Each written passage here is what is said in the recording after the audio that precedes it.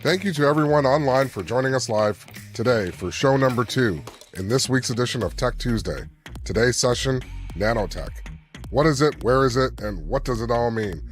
Presented by the CSE, we are pleased to have 3 companies and 1 guest moderator.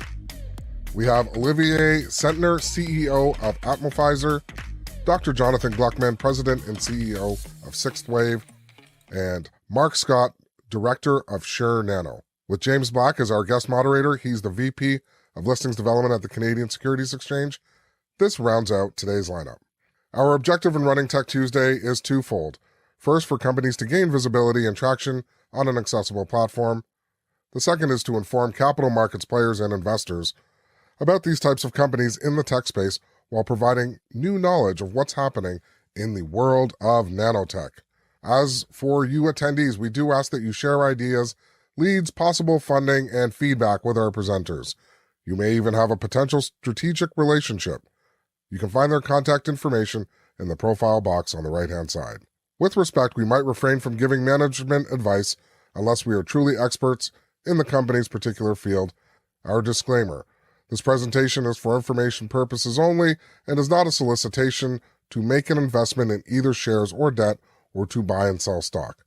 The CSE and yours truly, as session host, make no representation about any of these companies. If you are interested in their investor pitch, please connect with the companies directly in order to get detailed information. Each company will have a 7-minute presentation. After all companies have presented, we will move to the Q&A. So today, as our presenters, like I mentioned earlier, we have Olivier Centner from Atmofizer, Dr. Jonathan Gluckman, CEO of SIXW, and Mark Scott, Director of SureNano. And now we move on to our featured presenters. We're going to start with Dr. Gluckman. He brings a 25-year track record of innovative technology-driven achievements in his role as president of SIXW.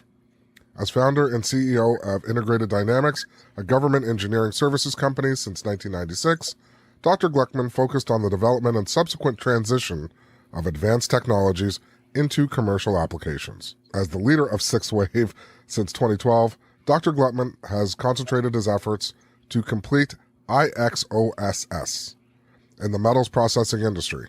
Dr. Gluckman holds a PhD from the University of Cincinnati. Without further ado, I turn it over to you. Barrington, thank you, and thank you for having me today. So I'd like to introduce you to SIXW. We're a nanotechnology company. As always, cautionary notes. So the company is focused on a technology called molecularly imprinted polymers, or MIPs. Essentially what a MIP is an imprint of a molecule of interest. We use those imprints in a plastic in order to do advanced purification systems and advanced detection systems. The company is currently focused in 3 separate market areas where we have products that are either mature and on the shelves or are emerging. The first is in the area of mining, as mentioned, in IXOS. Second, we're working in cannabis extraction and purification. And then perhaps our most exciting is in medical diagnostics, specifically in the detection of SARS-CoV-2 and other viruses and bacteria.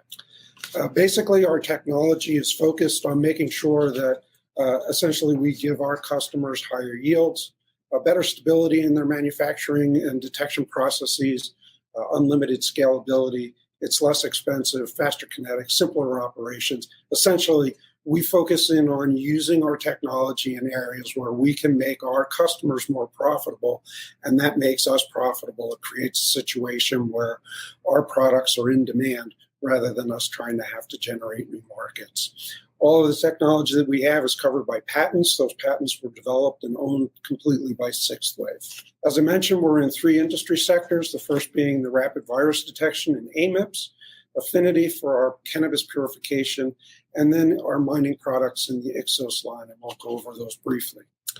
So in our MIPS stuff, what we've been doing is concentrating on replicating what's being done with immunoassay tests, but doing this with polymer. The advantages there are that we're not limited in production, we create less waste, and so our products can be brought to market simpler and in many more formats than immunoassay tests are, because we don't use biological material in our test. So if you think about it, we're taking the virus, we're imprinting it into polymer. We've been able to show detection levels now that are at or better than immunoassay tests and progressing. We're in the middle of our cross-reactivity tests, and in March of this year, we expect to have products finished and ready for us to start clinical trials. We have several pathways to market, including diagnostic testing and environmental testing. We're working with some major pharmaceuticals on potential licensing opportunities, as well as development of some novel products, including breathalyzers and others. So we're very excited about that and moving into revenue generation, hopefully this year. And you can see we're coming out with a number of different kinds of tests. Located up in the upper right-hand corner there is what would be like an ELISA type test. We all are familiar with lateral flow tests, and I mentioned some others. And this is what the colorimetric detection looks like. On the left is a slide where we introduced live coronavirus. On the right is a MIP that we introduced the virus to, but that was not imprinted. And here you can see that the imprint picks up the virus very nicely. It's easy to detect, where the non-imprinted parts do not pick up the virus. Next market that we're in is our affinity. This is our cannabis purification system. Essentially what we've been able to do is remove a lot of the complexity of going from crude extracts in the cannabis industry directly to high purity distillates. What our system is able to do is eliminate winterization and sequential distillation, and it allows our LPs, our LP customers, to get a higher purity for less money and with less product loss. And we are rolling that product out now. We have signed contracts with several customers, and we'll be delivering our first revenue-generating equipment over the next 2 months, with the expectation of delivering upwards of 10 units in the next year. Each one of these units is configured to generate about $187,000, $190,000 a year in revenue for the company. We're very excited about this. It's been a long time coming, but the system works fantastically. We're able to give about 20% increase in yield to the customer, as well as reduced operating costs. We introduce no new reagents, and we're able to do this all at low temperature, preserving the integrity of the cannabinoids and giving a better product. Ixos is our mining product. It's a huge market. Essentially what we're able to do with that is replace activated carbon with our technology. It's much more environmentally friendly. It uses a fraction of the energy that activated carbon does. It's more efficient. It leaves less gold in solution that has to be recovered subsequently. And what we found in multiple studies with our mining customers is that we're able to give them about $100 to $150 an ounce more for every ounce that they're mining. So that turns into about $10 billion a year. If you look across the gold industry, if we achieve even a fraction of the market share, like 2%, that ends up being about a $60 million a year revenue stream to Sixth Wave. We're currently finishing up a large study and the finals of ecotoxicity testing, which are showing very positive results with a major top tier mining company. We are also in the midst of executing on-site testing with Rio 2. That program just kicked off this week down at their Phoenix project. We're very excited about that. We have about a half a dozen other active mines. We're in the middle of extraction testing and validating our performance and generating the financial models to show that this is beneficial for the mines that we're working with. So we're excited about that and expect to be seeing some revenues moving into full-scale pilot testing and possibly adoptions this year. We have a very experienced team.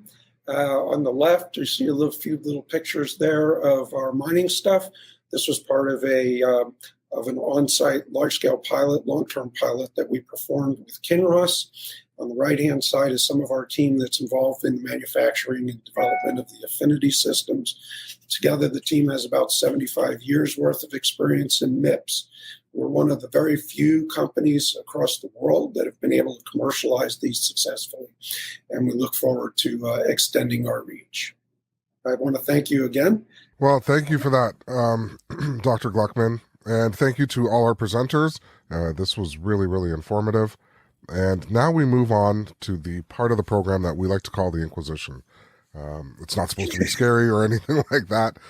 Our moderator is James Black, VP of Listings Development at the Canadian Securities Exchange.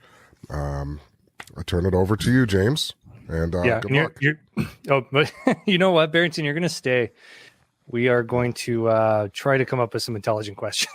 So we're going to add it to. I do have a question. Why? Where did you get the name, or where is the name Sixth Wave from? Yeah, it's a great question. So technology has generally been thought of in terms of waves, where we've progressed from, the steam engine up through different progressions. The internet was a wave, and the next wave of technology, or the sixth wave, is in nanotechnologies, and so that's really where we play.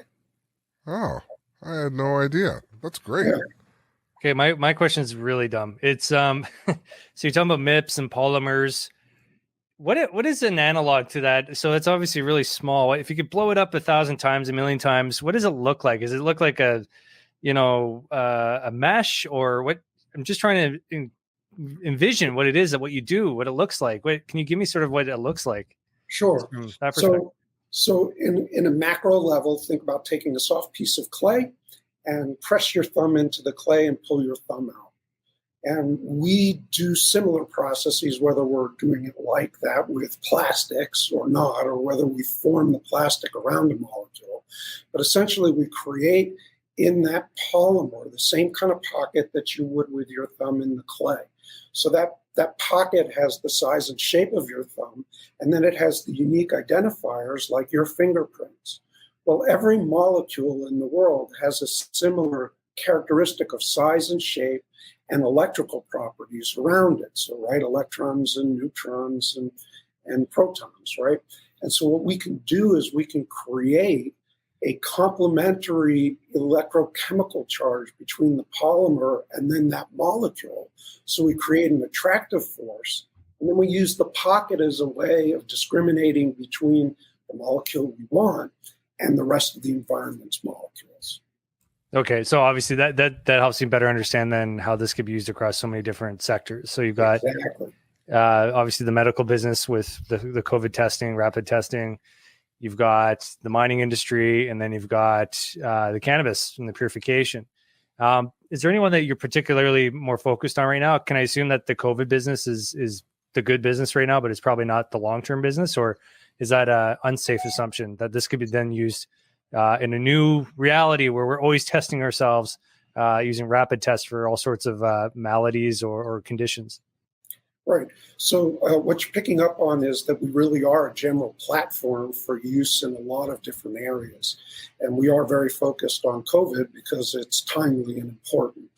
And I do think that the new normal is going to be rapid and frequent testing. So the way that we're going to have to do that is with tests that are easy to produce, that don't create so much toxic waste, and that are cheap enough for us to use every day. And that's what we are doing with AMIPS.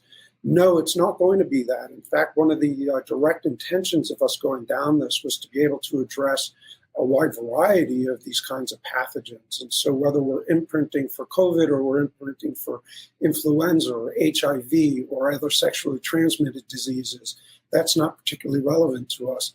All of the processes that we've developed will prove to be useful in doing that in the future and allowing us to manufacture in facilities that don't require the virus. And we've already proven that this technology works for bacteria as well. So now we can get into food processing and food safety elements, as well as pathogens that we have from viruses like that we would get in a chest infection. Dr. Gluckman, I have a question for you. We have an underlying current theme at the Canadian Securities Exchange this year, which happens to be ESG. And it seems that some of the industries that you're working in or that you're attracted to or they're attracted to you, such as mining and working with plastics, might lend itself to an ESG angle. Can you let us know how your company is approaching it, or any insights into this new wave? Yeah, sure. That's a really great question. So let's start with mining. On the mining side, we are a plastic. And so some people think plastic's bad, right? And we're going to create a lot of plastics. Yeah. Generally, these are polystyrenes, so they're not these permanent plastics. But the alternative in mining is activated carbon. So activated carbon requires you to grow coconuts, and you have to husk the shells, and then you have to burn the shells in order to generate activated carbon. And that activated carbon breaks down fairly readily, so it's constantly having to be replaced. Well, our polymer needs to be made once, and then it can be used for years without replacement and without degradation. So it doesn't create a lot of waste. And yes, there are ways of disposing of it because it's not toxic, at least from a toxicity standpoint. It doesn't preserve metals in it like activated carbon can hold things like mercury in it. It becomes toxic waste as well. Not only that, when we're using our polymer, we require a fraction of the electricity to use in operations than activated carbon does. So there's tremendous benefit in terms of CO2 emissions, especially for mines that are operating in remote areas where all of the power generation is done with diesel generators.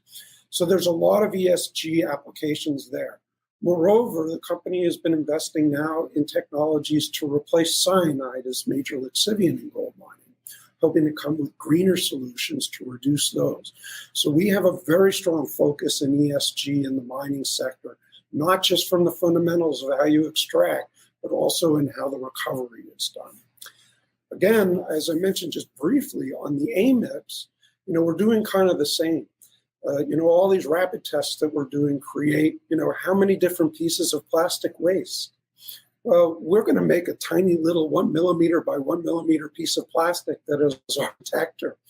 Well, we can use that over and over again because it doesn't matter if we've exposed it to some sample. If there's no virus there, it's picked up no virus.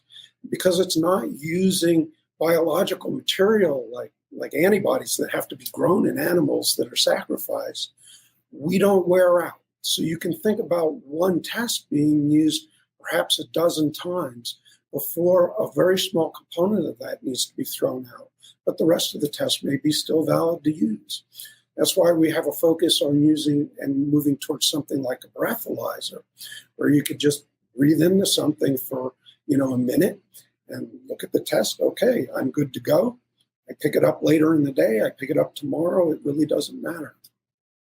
So these will significantly help reduce waste in a number of different areas. And it doesn't require cold storage, so we don't have expensive and energy-consuming transportation problems with constituent components.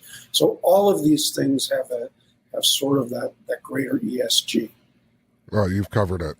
That was what? Actually, that answer was a lot more thorough and a lot more ahead of the curve than I was expecting. So kudos to the Sixth Wave. Thank you. Yeah. Yeah. Okay. Well, if I may, I can ask a business-oriented question maybe to close this out. But what is the business model? So you said you're a platform.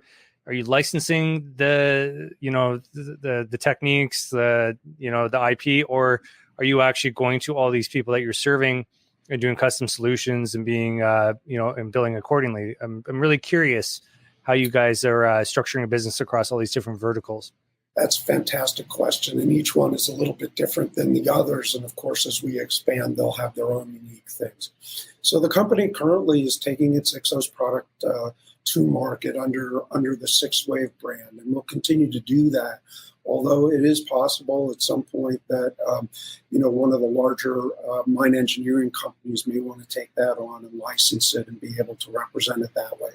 And so we have distribution partners that are already in place for the Ixos product. So in mining, that's a way that we can go, and because it's just as easy for us to develop those pathways to market, we've taken that. The Affinity product is much the same. We know where the market is. And so at the moment, we're taking that to market on our own as well. Although I definitely see this having some direct spin-outs. We're working in some vertical integration with things like cellular growth as ways of getting rid of greenhouses and things like that for growing cannabinoids. And so it may be possible for us then to also license that technology out and have that taken to market by a larger group. On the AMIP side, of course, it doesn't make sense for us to compete with major pharma. And so it's more likely that at least a subset of our products will go through and just be licensed to major pharma. And honestly, I think the company would be just fine with licensing fees and mailbox checks. And we'd be able to get to market in much more efficient ways. Sorry, you led me to another question. What's your ideal investor profile? Like who does SIXW appeal to? That's really been a challenging question for me over the last 2 years. We're in a market where you find, gold bugs, and gold bugs aren't cannabis bugs, and cannabis bugs aren't necessarily gold bugs, and the medical industry is a complete newbie. I think that more and more we're finding that there are technology bugs out there as well, and they like the fact that already they can make an investment in the company and have potentially 3 home runs. And then what's next on the plate there? And so, we sort of like that, even though it's challenging to figure out who the markets are. So, we have private investors that are high nets. We have lots of strategic investors, and we like to take strategic money, especially in the verticals that we're in. So those are good investors for us. We look forward to continuing to share this story and to get it out there. I'd like to thank Dr. Jonathan Gluckman, President and CEO of SIXW. And in continuing with our company presentations, we move on to Atmofizer and the CEO, Olivier Centner. Mr. Centner has over 25 years building businesses with a value-first approach to bringing new technology, driving unit economics and enterprise value. Founder of multiple technology companies with a focus on hardware and software solutions for over 2,000 retailers and Fortune 500 brands, such as Coca-Cola, Monster Energy, Corby, and Diageo. Olivier, thank you for joining, and over to you. Great. Well, thanks for having me, and really appreciate the opportunity to tell our story and to get on this call with you. First and foremost, we're a clean tech company. We're focused on clean air. So I think one of the important things you have to do is to start talking about the air we breathe and the problem today, both with COVID, but really the bigger problem that was here before COVID, and it'll be here long after.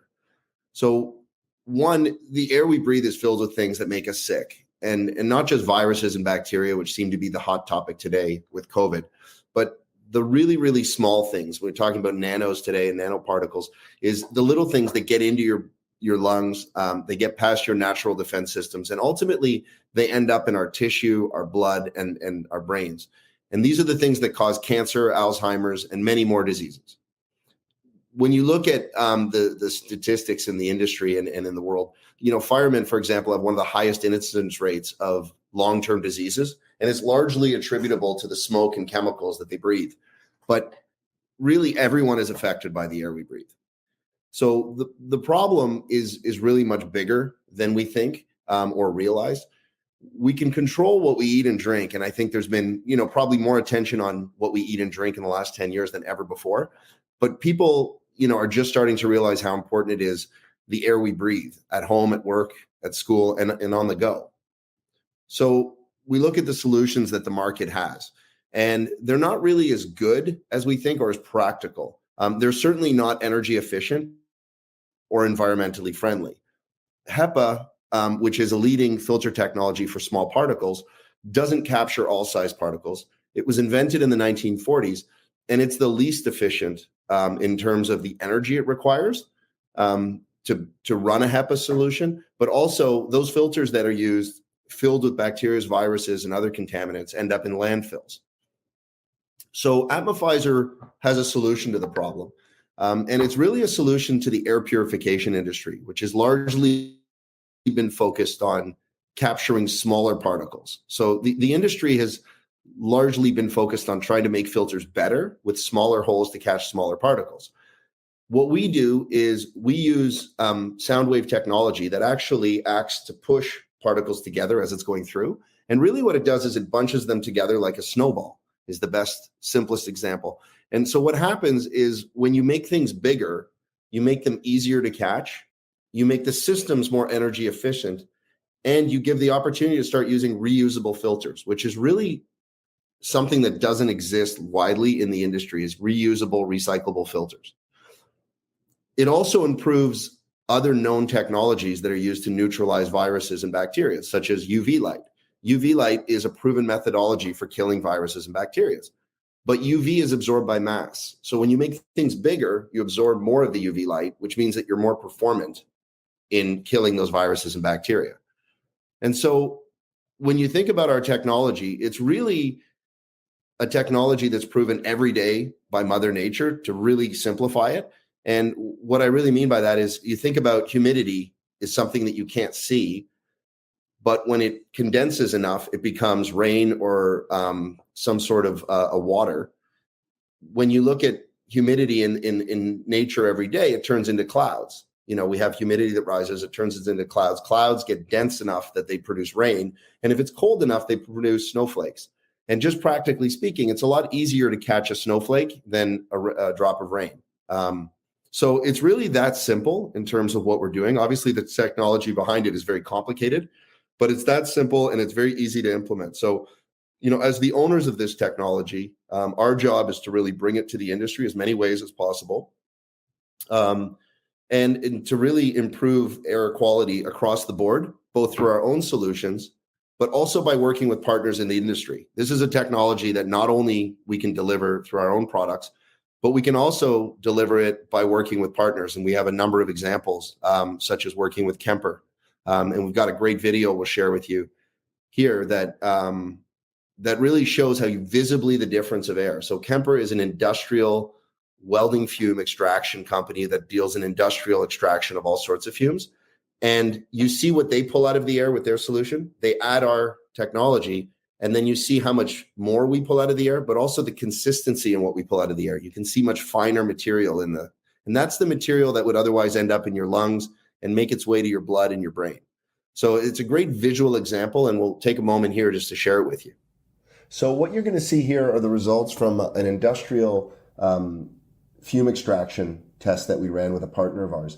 Now, the jar on the right is going to show what they removed using their technology, and then they added our technology, and the jar on the left is going to show what they removed using our technology in combination with theirs.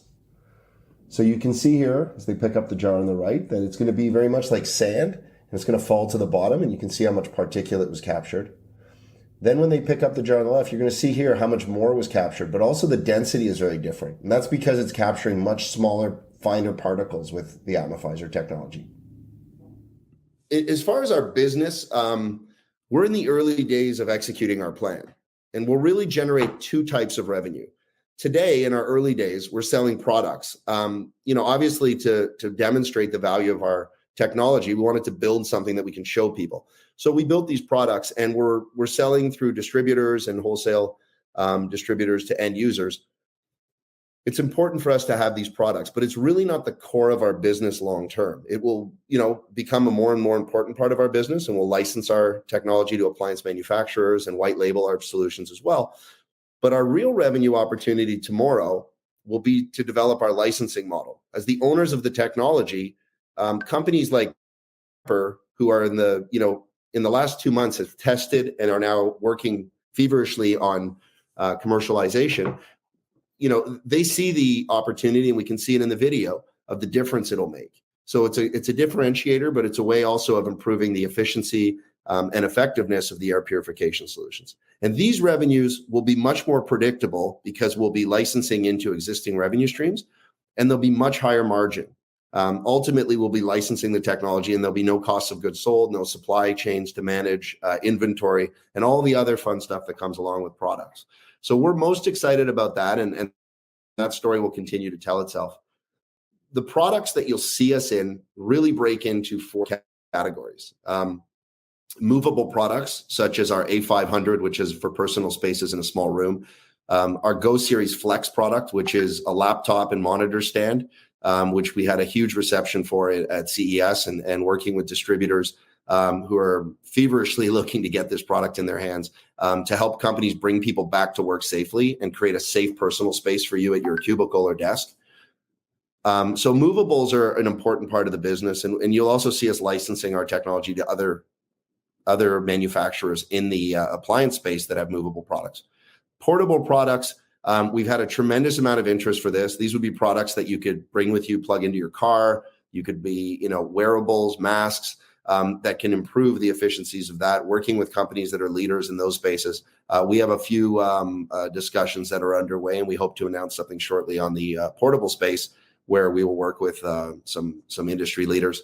And then there's the non-product side of our business, which is the configurable. Now, this is the world of installing our technology in your homes, businesses, and schools where there's a central air system, and being able to drastically reduce the energy and environmental costs of traditional filters. Ultimately, the end goal is to create a solution that's energy efficient, highly performant, so it performs as well as your surgical grade HEPA filters, but all using reusable and recyclable materials, which has never been done in the industry at that level of performance. And then finally, our fourth category would be integrated. And this is very simply, integrating our technology into places where clean air is, filtration systems are integrated, airplanes, automobiles. Kemper is an example of this. Well, they'll be introducing our technology into their solutions.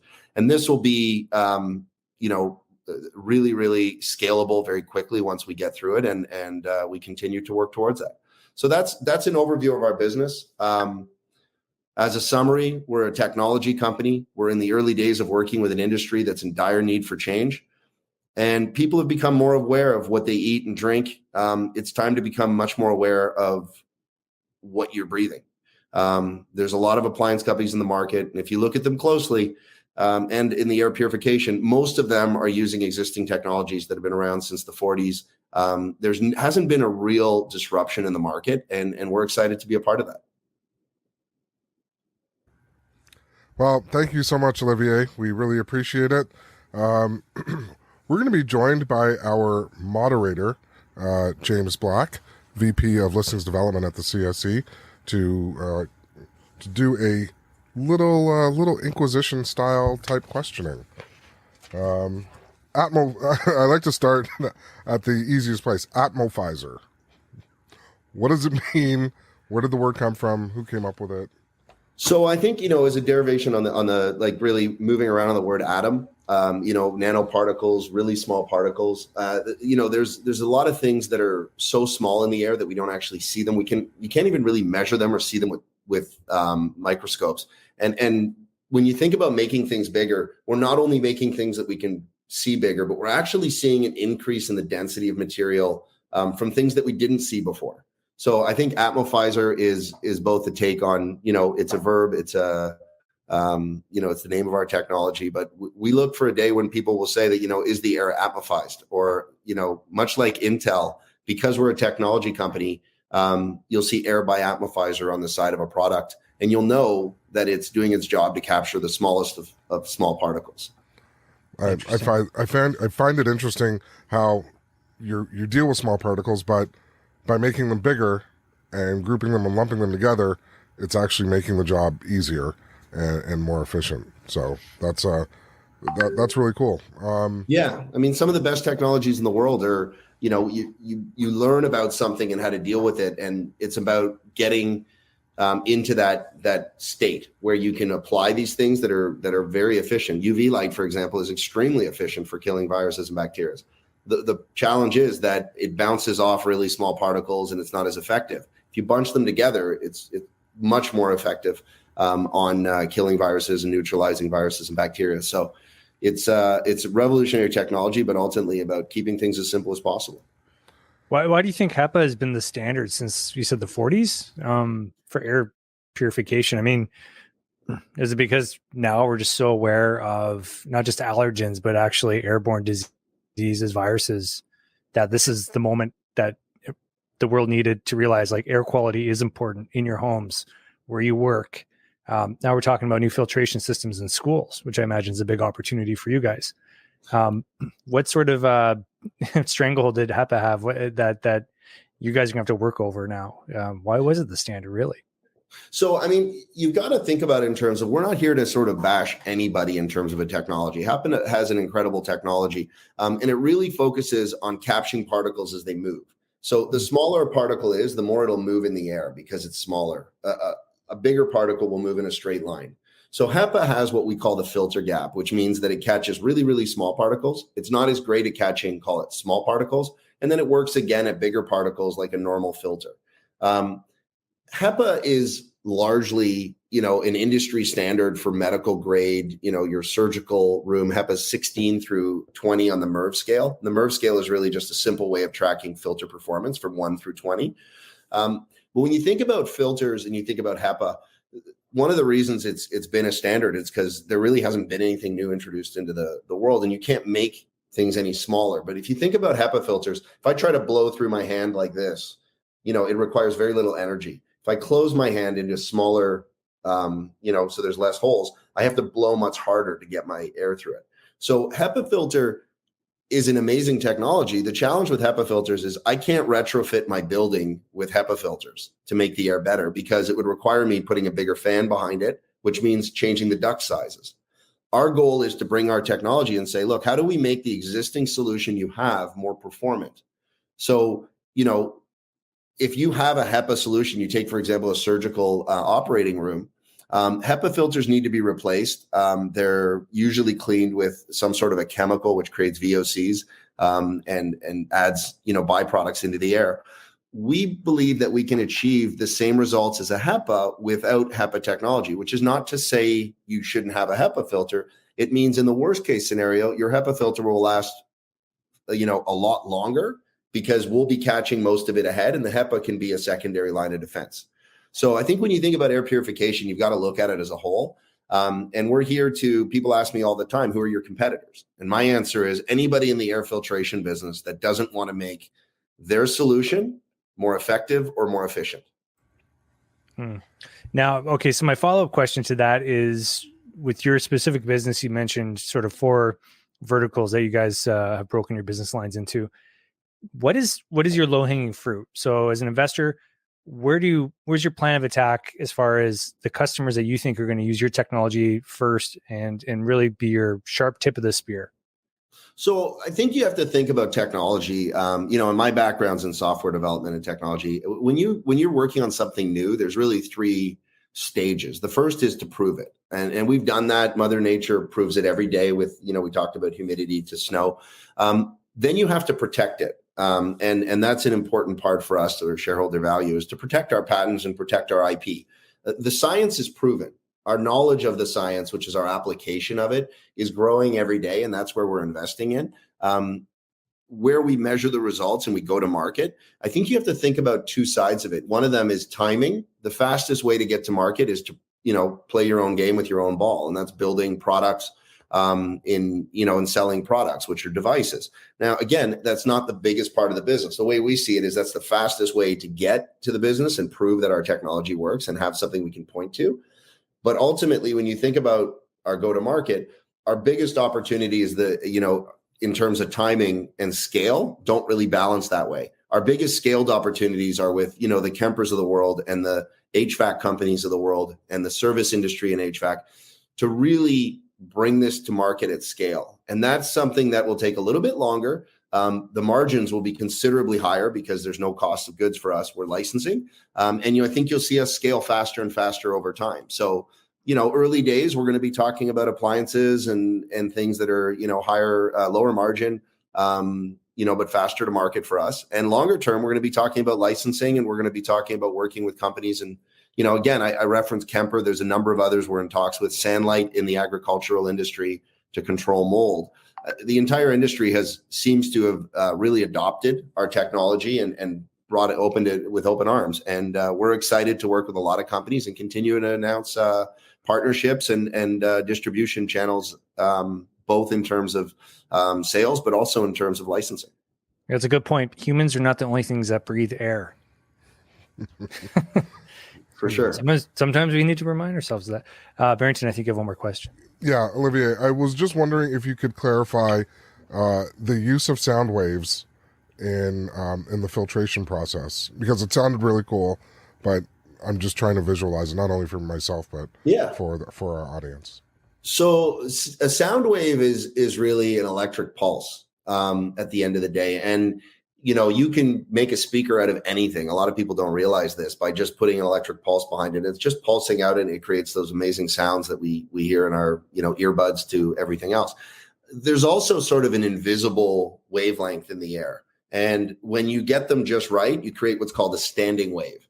And a standing wave is really is where they cross and they push things together. You can suspend something in the middle of air, like a grain of rice, with the right standing sound wave and stuff. And we've got some amazing videos that show us demonstrating that. That's been a known technology for a long time. Using it to agglomerate, you think of it again like making snowballs. It's, you pull your hands away, you push them together. You pull them away, you push them together. And eventually it becomes more and more compact. That's happening at the speed of sound. So we can push air through at tremendous velocities. This technology is scalable for, high velocity uses in commercial and industrial applications. And really it's bunching them together. And that's the, probably the simplest explanation of how sound waves play a part, but they're out there everywhere. And these are sound waves that are, at a frequency that dogs, cats, or humans wouldn't hear. So we're able to, do some pretty amazing things with them. And it's invisible. It's magic. No, that's a great note to wrap up on. A little bit of magic thrown in there.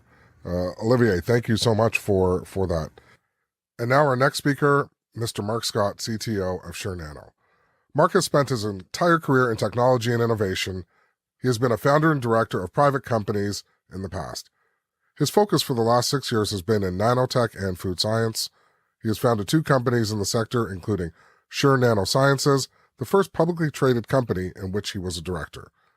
His primary goals in his work with SureNano Sciences are to create the foundation for safe and effective consumer products.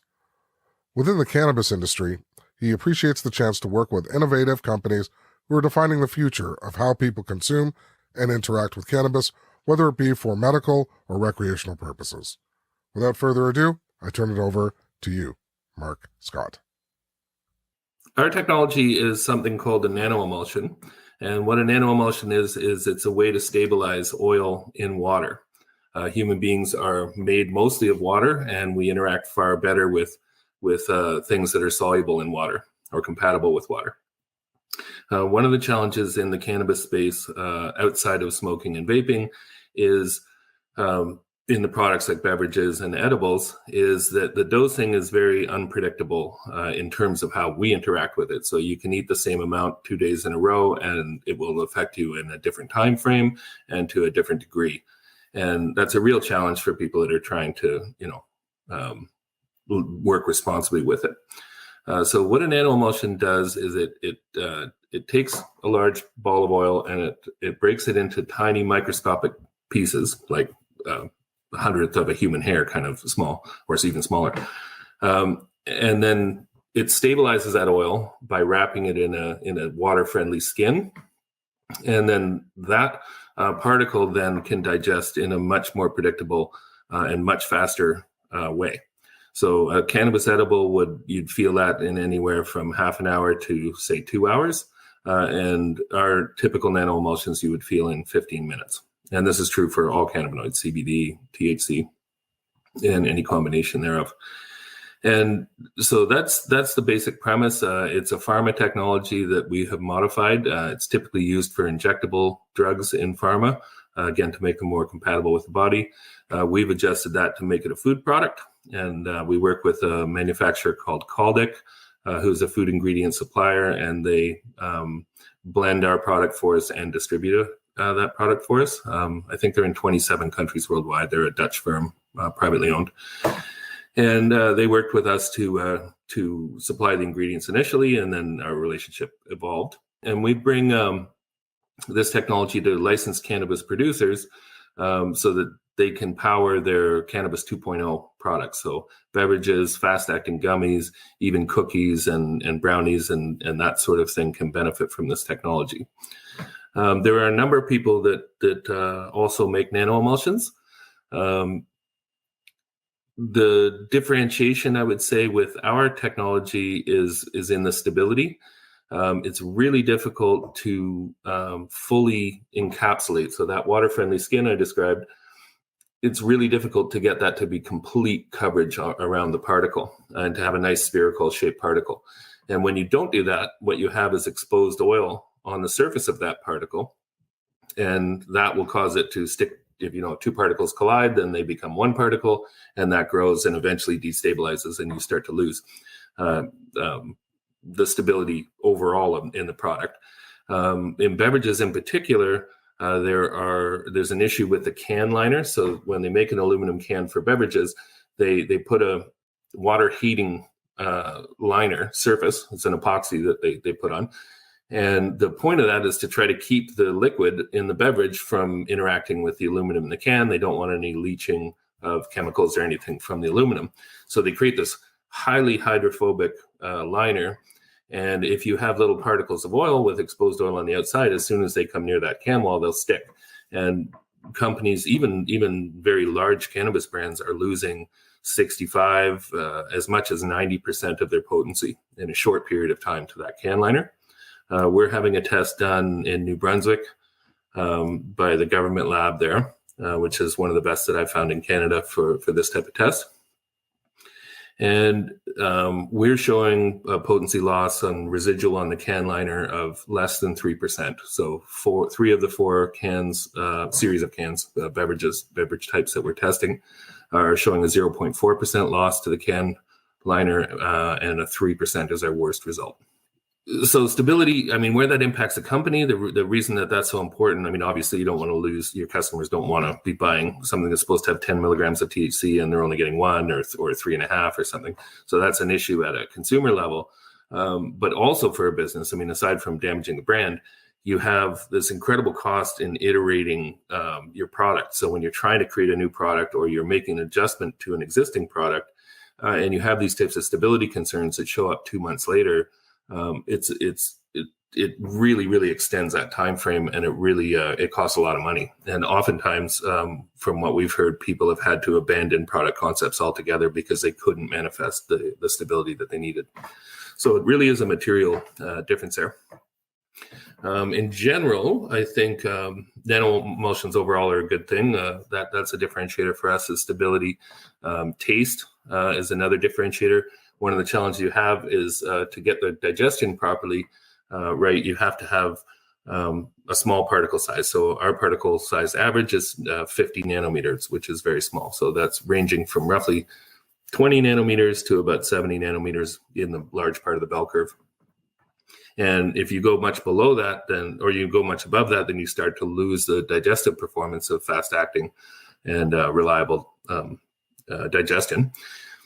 But when you go that small, you're increasing the surface area of that oil, and if there's any latent bad taste, bitter taste, that sort of thing in there, then you're greatly amplifying that. So we've done some things within our formulation to help mitigate that. So that's one benefit. To have the stability, the fat, and the digestion, and the taste issue managed all concurrently, that I would say would be a competitive advantage of ours as well. So we do all of the key things at the same time with stability. Well, thank you very much for that, Mark. I am now going to bring on our guest moderator. This is James Black from the Canadian Securities Exchange, VP of Listings Development. Welcome to Tech Tuesday. And James, why don't you kick us off with a starter question? Well, Mark, I think that was great and very informative. I guess to me, I always want to know what started this journey for you guys. What was the huge pain that you guys were seeing in the cannabis market that made you realize, okay, we need to apply this type of technology into the space? What was that moment of truth for you? Well, it was a personal pain point for me, actually. I was trying to move away from smoking cannabis just for the obvious health concerns with, affecting the lungs and that sort of thing. And so I had tried switching over to tinctures, which are basically just cannabis oil mixed with a food oil, usually MCT oil. And I was experiencing that variability in digestion. And it was like, if I was doing that and then going to meet friends or something, there was a 1 in 10 chance that I was going to have the level of intoxication that I actually wanted. And it was either way too much or way too little. And there was just no happy medium. And so it was fundamentally problematic. And a friend of mine brought over a powdered cannabis that was miscible with water, and we tried that and we thought it was great. And I looked at the tech behind it and I said it didn't look scalable to me. I was wrong, in fact, but it didn't look so at the time. And so we started doing a search for other water compatible forms, and we came across a company that manufactured equipment that made nanoemulsions, and we reached out to them, formed a relationship, and that's where it started. So we learned a lot from that. They were a pharma centric manufacturing supplier, and so we learned a lot about the history of nanoemulsions and why they're done, and then it became a food science journey. After that, we hired a food scientist and moved forward. We've been in the industry for quite some time, pretty much from the beginning in the public capital markets. And when it came to beverages and drinkables, that was the holy grail. The emulsion mixing, people talked about it with great reverence. Like, whoever cracks this code will be, the second coming of whatever. That's going too far. That's when, like, I distinctly remember, like, back in way back in 2016, people were talking about that, and and you wanted to make sure. And I think the issue was, if I drank half a bottle, am I getting half the THC, or am I getting it all in the net cap and all of that? So it seems like your people have cracked it. I found it really interesting about the enveloping with the water barrier. This could be a really simple question. If it's a problem with cans, why not move to glass bottles or some other kind of container? Yeah, and a lot of companies have done that. It's a lot more expensive, and you're dealing with breakage, and you have light damage potentially, but there's a big cost impact. You can look in the craft brewer industry; they've figured it out, and everyone would prefer to use cans. If they're using bottles, it's because they have an emulsion issue fundamentally. And the problem is, the can is just a canary in the coal mine. If you have exposed oil on the outside of the particle, they will eventually run into each other. You will have this aggregation of particles over time, and that will lead to the phase separation, where you have oil floating on top, and you won't have that nice even distribution you were looking for. Now, do you have an insight into other marketplaces? Because another thing that we were talking about is Canada loves drinking. They love drinking beer and consuming wine. And so this seemed like a natural, logical progression when it came to the cannabis industry. You go to a market like California, and I don't know if it still holds true, but back in the day, they were saying this would never fly. Why would you want to put calories and consume with cannabis and all of that? I was wondering if you have any insight into that, or into some of the regions and markets that you look at. Yeah, not all of them, but I have a general picture.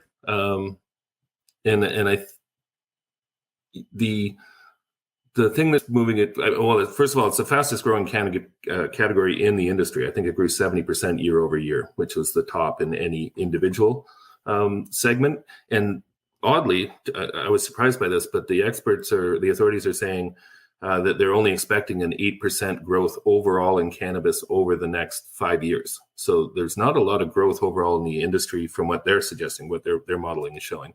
So the opportunities lie within category growth, and within that, fast-acting gummies and beverages are the two top growing segments. So I think people that didn't expect the category to take off are probably surprised by that. For what's driving it, I think it's the social aspect. I think people who are not longtime cannabis users, who are open to the idea now that it's been legalized and that it's becoming more mainstream, it's a nice entry point for them. And I think they can, with good nanoemulsions, they can very, very closely control their dose. The beverages typically are quite a light level of intoxication per use, and so that allows people that are have some trepidation to go slowly and in a controlled fashion into experiencing what its use is. So you're not very likely to make a fool out of yourself at a party, and I think that's attractive. Oh, I think we could challenge that. Yeah, you certainly could. Now, to be clear, this is a product that needs to be sold to a manufacturer of beverages or a manufacturer of sprays, or Does this have a home use? Can someone take this at home and concoct their own stuff using oils and whatnot and emulsifying into a beverage? Our product, no, it requires highly specialized equipment. You have to inject a lot of energy into the water to break that large piece of oil down to the nanoscale. And so it's not something you could do at home. Now, what some manufacturers are doing is making a tincture, the equivalent of a tincture, like a water tincture, and that gives people a little dropper bottle where they can take home and they can put that in any beverage they like. And so I think a lot of people will do that over time. I don't think it's a giant category yet, but I think in the long run, that'll actually be many people's preferred method. Interesting. And you said here distilled water. Is this work just for water? Or do you have can this work in different types of fluids? Is that even a consideration at this point? You know, I'm thinking about beverages like they're carbonated and whatnot. Like, what's the difference, if any? When we're manufacturing the nano, or when our partners are manufacturing the nano, I should say, they're making a concentrate. So that concentrated version then goes to blend in with the drink base. So you mix that into the drink, and then you have your normal pasteurization and your normal carbonation processes that can apply to it. And so when we manufacture, I've never tried a different liquid as the base, but it relies on physics, and any liquid would do. Yeah, I always think in terms of what you can put in coffee. So that's where I was going. Yeah, for sure. Can they put that in coffee? Yeah. No, that's always my question. Milk, Mark, milk is a nano emulsion.